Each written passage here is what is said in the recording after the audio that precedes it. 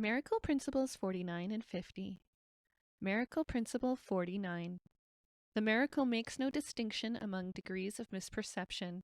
It is a device for perception correction, effective quite apart from either the degree or the direction of the error. This is its true indiscriminateness. In this principle, we are being reminded that there is no order of difficulty in miracles. It's helpful to remind yourself that what appears as fearful, angry, sad, and the like is a product of the tiny mad idea, where we think we left God. All fear-based ideas have this one idea at their core.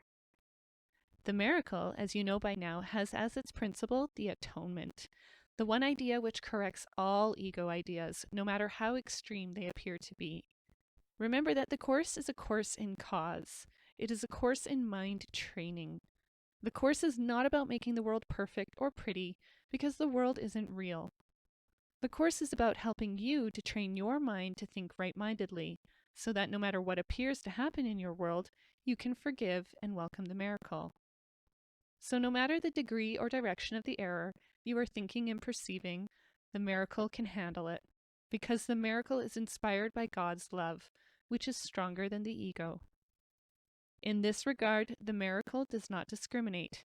It can handle anything. Miracle Principle 50. The miracle compares what you have made with creation, accepting what is in accord with it as true, and rejecting what is out of accord as false.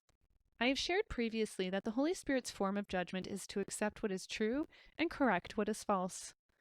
This is what is being taught in this final principle, that the miracle compares what we have made with what love has created. Remember that fear makes, love creates.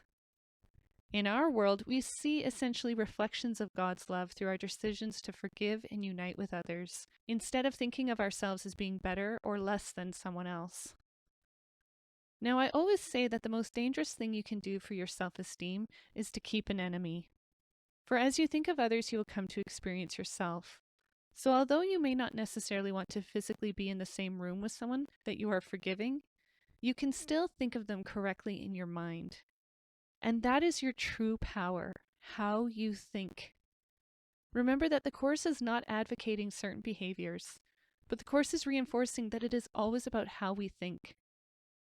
So when we ask the Holy Spirit for help, which is how the miracle is initiated, we are asking for the Holy Spirit to interpret things for us.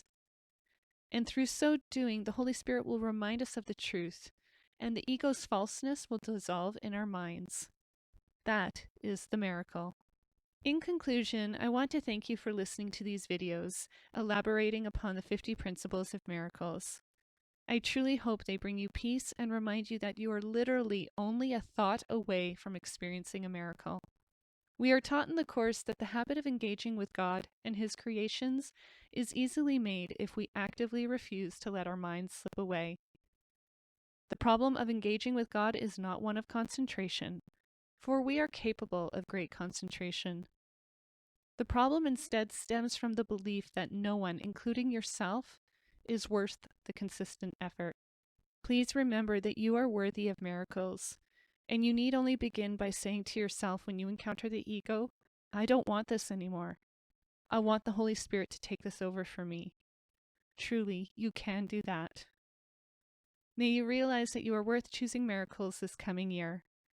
Thank you again, and I see the love of God in you and in us all.